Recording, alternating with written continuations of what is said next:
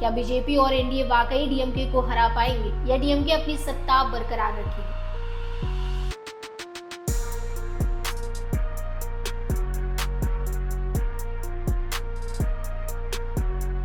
आज हम बात करने जा रहे हैं तमिलनाडु की सियासत की, जहां केंद्रीय गृह मंत्री अमित शाह ने हाल ही में एक जोरदार रैली को संबोधित करते हुए डीएम की सरकार पर जमकर निशाना साधा। उन्होंने कहा, मेरी आंखें और कान यहीं पर हैं, और 2026 में तमिलनाडु में एनडीए की सरकार बनने का दावा किया। तो आइए इस बयान के पीछे की पूरी कहानी को समझते हैं और देखते हैं कि तमिलनाडु की राजनीति में क्या बदलाव आने वाले हैं। अगर आपको ये वीडियो पसंद आए तो लाइक, शेयर और सब्सक्राइब करना ना भूलें। नमस्कार, मैं स्वाति पांडे और आप देख रहे हैं आपकी खबर राजनीति।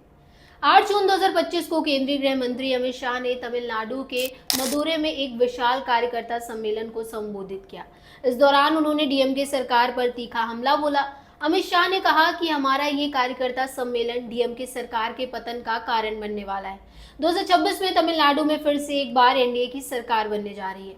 उन्होंने डीएमके पर भ्रष्टाचार और कुशासन का आरोप लगाते हुए कहा, तमिलनाडु के लोग भ्रष्ट डीएमके सरकार को उखाड़ फेंकेंगे और एनडीए को प्रचंड बहुमत के साथ आशीर्वाद देंगे। खास बात यह रही कि अमित शाह ने तमिल में भी कुछ पंक्तियां बोली, जिससे तमिलनाडु की जनता के साथ उनका इमोशनल कनेक्शन साफ दिखा। उनके इस बयान मेरी आंखें और कान यहीं पर हैं का मतलब था कि केंद्र सरकार तमिलनाडु की हर समस्या का नजर रख रही है और डीएमके की हर गलती का हिसाब लेगी। ये बयान न सिर्फ सियासी था, बल्कि ये भी दिखाता है कि बीजेपी तमिलनाडु में अपनी जड़ें मजबूत करने के लिए कितनी गंभीर है।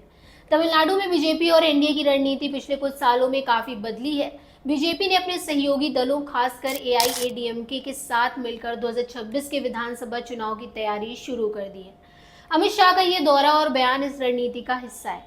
पिछले कुछ महीनों से बीजेपी तमिलनाडु में अपनी पकड़ मजबूत करने के लिए कई बड़े प्रोजेक्ट्स पर काम भी कर रही है, जैसे कि काशी तमिल संगम, जिसके जरिए बीजेपी तमिल संस्कृति और उत्तर भारत के बीच सांस्कृतिक सेतु बनाने की कोशिश कर रही है। इसके अलावा बीजेपी ने तमिलनाडु में स्थानीय मुद्दों को उठाकर डीएमके को घेरने की रणनीति बनाई है। भ्रष्टाचार, बेरोजगारी और कानून व्यवस्था जैसे मुद्दों पर बीजेपी डीएमके को कटघरे में खड़ा कर रही है। डीएमके ने अमित शाह के बयानों का कड़ा जवाब दिया है। डीएमके नेताओं का कहना है कि बीजेपी तमिलनाडु की संस्कृति और भावनाओं को नहीं समझती और केवल सियासी फायदा लेने की कोशिश कर रही है।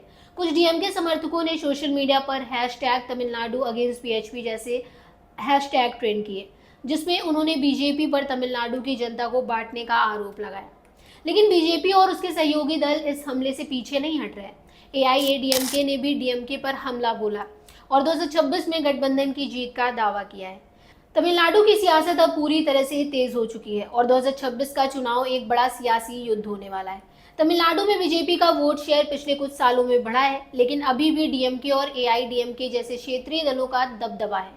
2021 के विधानसभा चुनाव में डीएमके गठबंधन ने 159 सीटें जीती थी, जबकि एनडीए को केवल 66 सीटें मिली थी। हालांकि बीजेपी को उम्मीद है कि एआईडीएमके के साथ गठबंधन और केंद्र सरकार की योजनाओं के दम पर वो 2026 में बाजी पलट सकती है।